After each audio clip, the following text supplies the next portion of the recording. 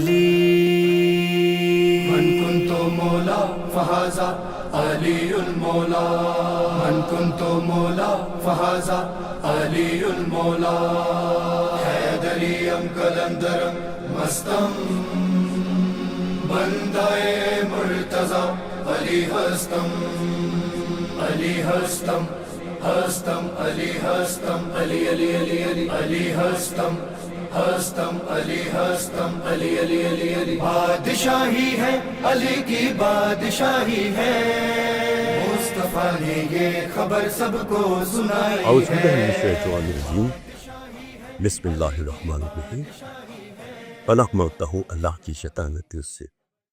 شروع کرتا ہوں اللہ کے نام سے جو بڑا مہربان اور مسلسل رحم کرنے والا ہے۔ قائم ٹی وی کینیڈا دیکھنے والوں کی خدمت میں کراچی سے آپ کا میزبان اقبال حیدر ندیم حاضر خدمت ہے اور سلامت کرتا ہے۔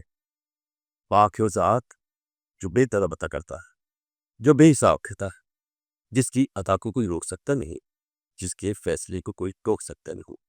اے رب ذوالجلال، تیری عزت و جلال کی قسم، تو لائق عبادت ہے، حمد کرنا تیری بڑی سعادت ہے۔ ناظرین کرام، اسلامی مہینوں میں رجب کا مہینہ وہ مقدس مہینہ ہے جس میں پاک پروردگار نے اپنی رحمتوں، برکتوں اور روشنیوں کی برسات کر خالق کائنات نے مولا کائنات کو اپنے ہی گھر میں آپ کی تشریف آوری کا اہتمام کیا۔ علی کی شان ولایت بڑی نرالی ہے، خدا سے فاطمہ بنت اسد سوالی ہے۔ کہاں رکھوں میں ولایت کی نعمت عظمیٰ، میرا جواب کہ میرا مکان خالی ہے۔ ناظرین کرام، ہم نے آج مولا علی کی زندگی کے مختلف پہلوؤں پر گفتگو کرنے کے لیے ایک اہم پروگرام کا اہتمام کیا ہے بعنوان مظہر العجائب۔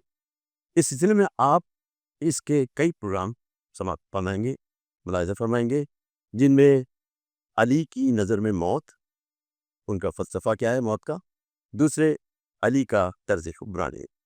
آج موضوع ہے ہمارا مظہر العجائب۔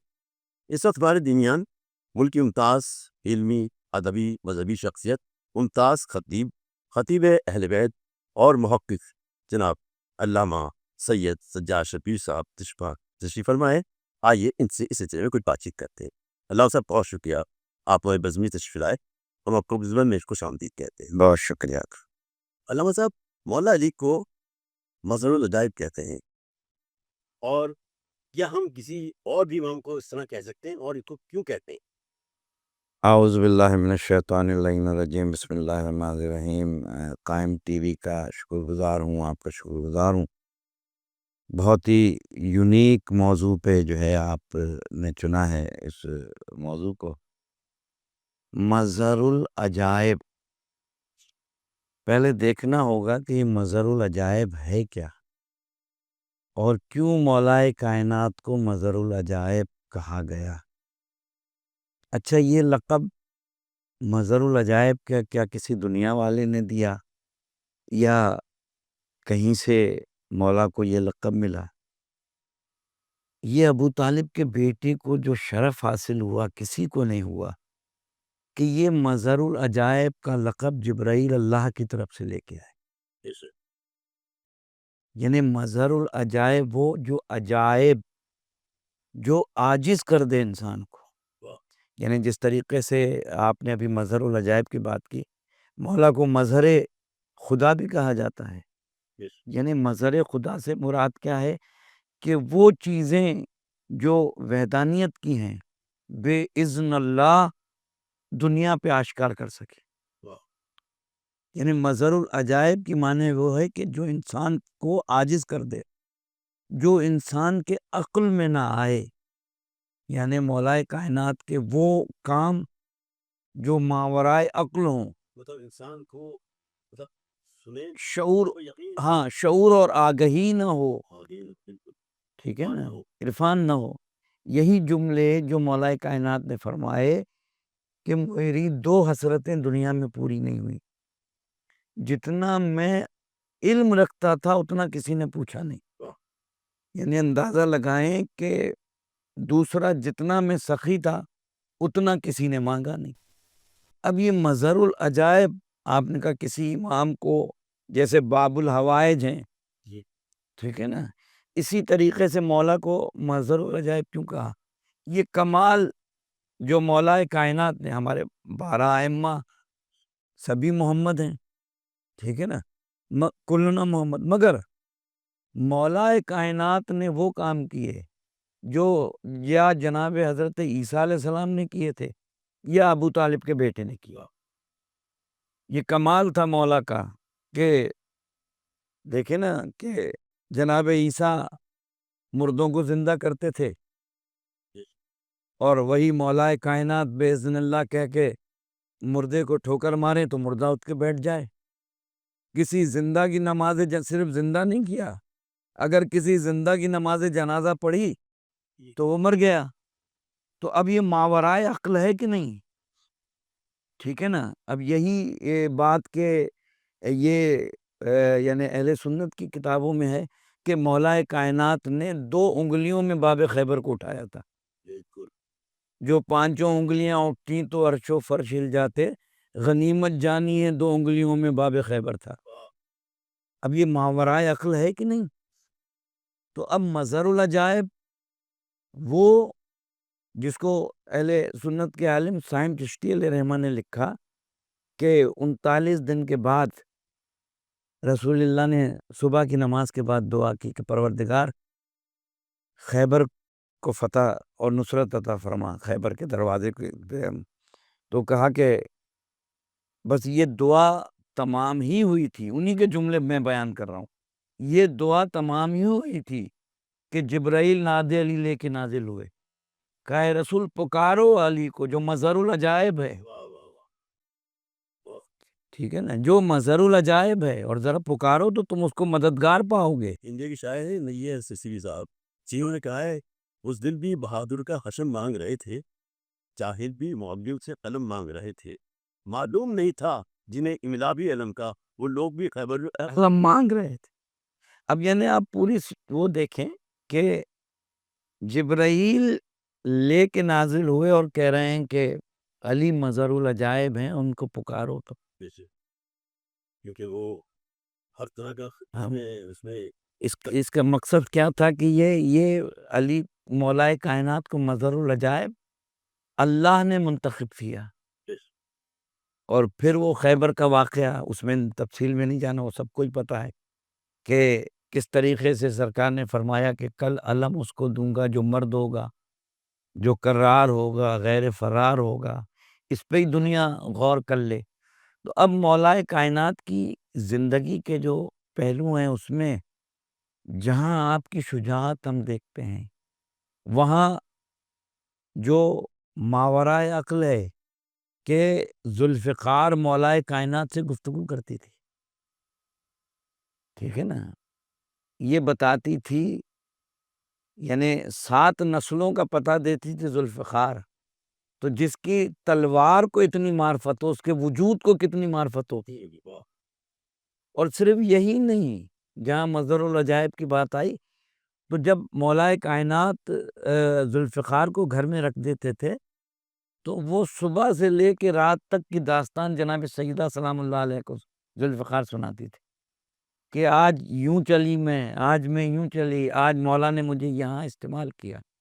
تو یہ کمال جناب ابو طالب کے بیٹے کو جو اللہ نے عطا کیا کہ مظہر العجائب، اور یہ دیکھیں کہ مظہر العجائب کا لقب تو مولا کو ملا، مگر اس ناد علی کو آپ جہاں تک ٹھیک ہے، اس پہ اختلاف ہے کہ ناد علی کہاں تک ہے اور کہاں تک نہیں ہے، تجدہ عن اللہ فی النوائب نہیں ہے، آگے لوگ بہت سے انہوں نے لکھا ہے کہ آگے نہیں ہے، آگے اس کو بڑھایا گیا ہے، کچھ بھی ہے، مگر آج بھی دیکھیں کہ ہزاروں لوگ میں نے ایسے دیکھے ہیں جو دنیا میں جو ناد علی کے عامل ہیں، وہ کینسر کا علاج بھی ناد علی سے کر رہے ہیں، جو ہمارے مکتب سے تعلق نہیں ہے ان کا، میں ذاتی طور پہ ان کو جانتا ہوں، اور وہ کہتے ہیں کہ بہت سی کرامات ہم اس ناد علی کے طفیل کر لیتے ہیں۔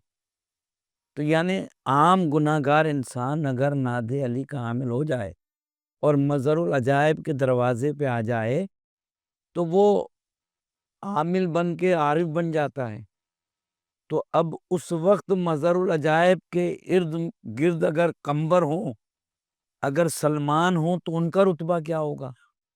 سلمان منا اہل البیتی کیوں کہا؟ بھائی علم کے 10 درجے تھے، 9 پہ جناب سلمان فائز تھے، تو پھر آپ مولائے کائنات کے علم کو کہاں لے جائیں گے؟ جناب قمبر کے علم کو کہاں لے جائیں گے؟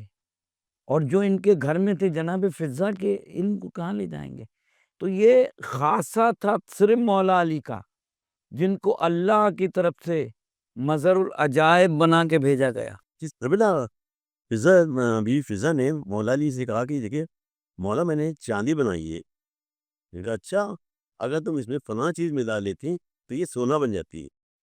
دیکھیں بڑی اچھی آپ نے بات کر دی، اور مجھے پھر یاد آ گیا مولانا کوثر نیازی نے ایک جگہ پہ لکھا اور اس کو انڈورس کیا ہے علامہ طاہر القادری صاحب نے بھی، یہ دونوں حوالے میں آپ کو دے رہا ہوں کہ اب آپ دیکھیں کہ مظہر العجائب کہتے کسے ہیں۔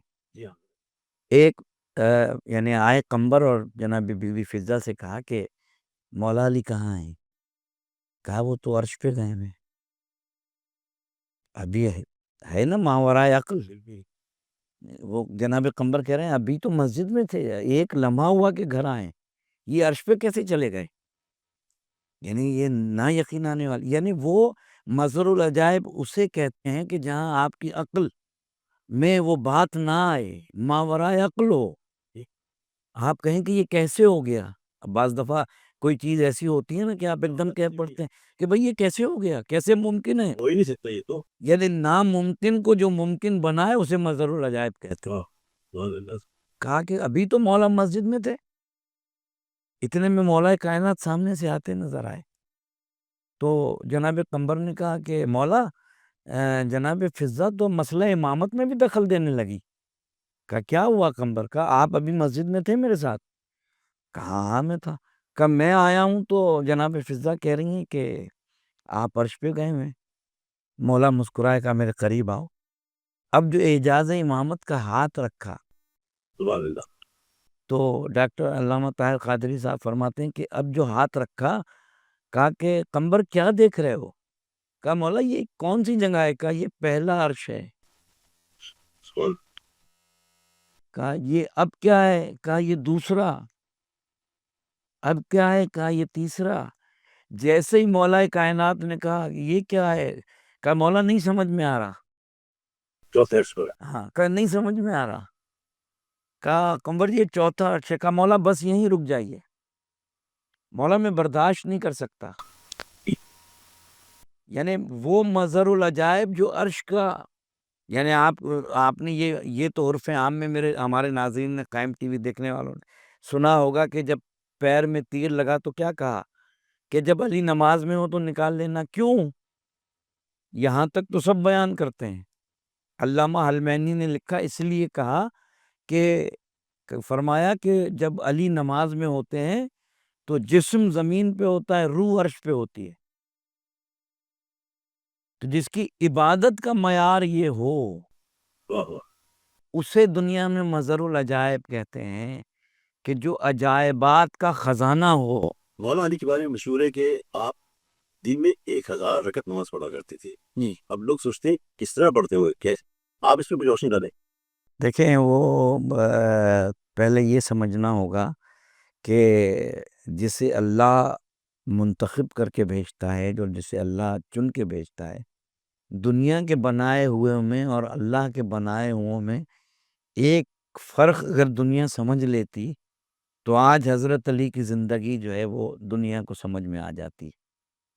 میں بڑی ذمہ داری سے کہہ رہا ہوں کہ مولا کائنات کی زندگی کے کسی ایک پہلو کو بھی ہم نہیں سمجھ پائے، نہ ہمارے پاس اتنا شعور ہے، نہ ہمارے پاس اتنی عقل ہے کہ ہم مولا کائنات کی منزلت اور شرف کو سمجھیں۔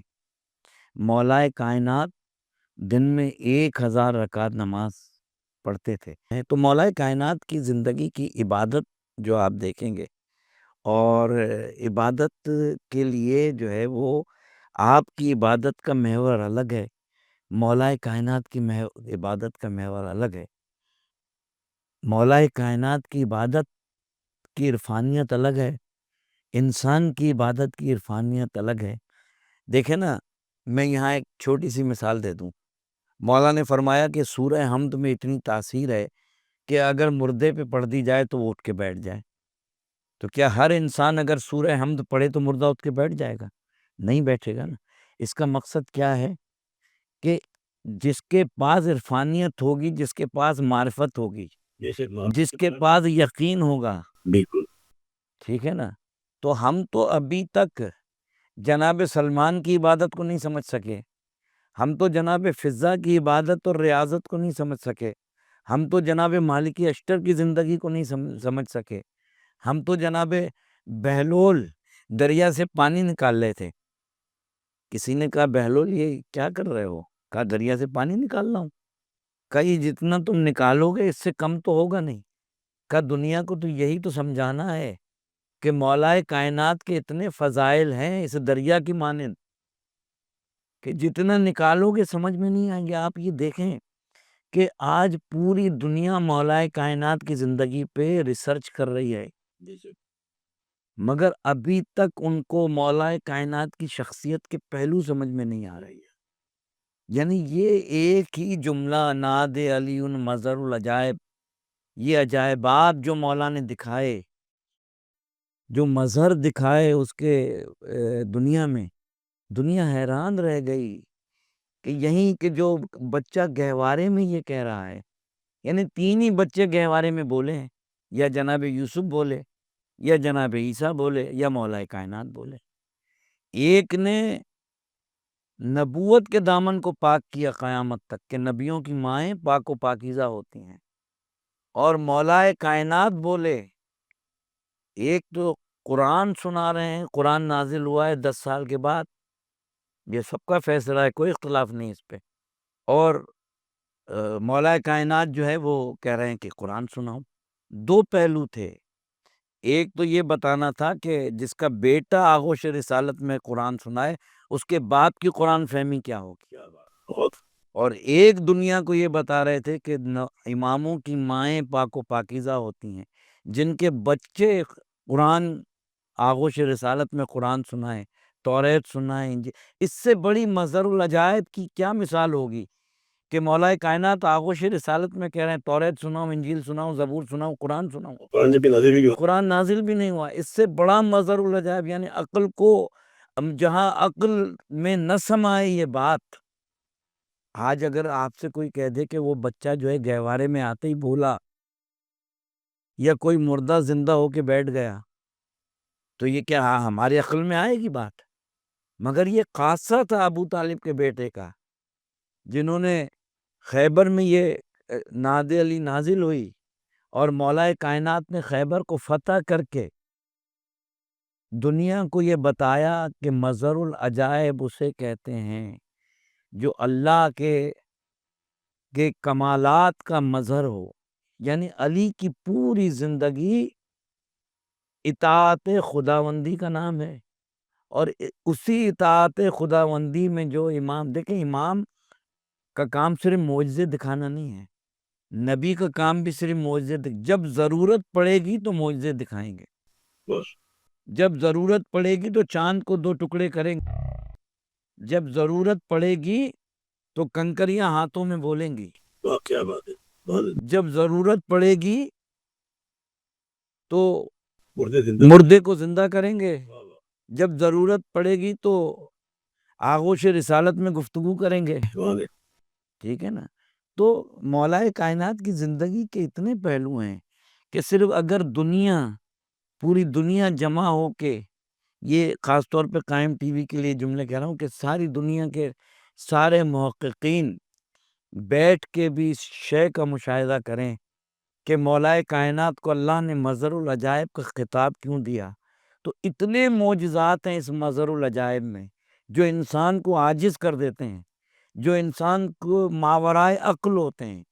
تو مولا کائنات کی زندگی میں صرف مظہر العجائب پہ ہی گفتگو کریں تو اتنے معجزات ہیں مولا کائنات کے کہ قلم ختم ہو جائیں گے، سیاہی ختم ہو جائے گی، مگر مولا کائنات کی زندگی کا ایک پہلو بھی دنیا پہ آشکار نہیں ہو سکتا۔ سجاد صاحب، آپ نے بڑی سیرا سے گفتگو کی۔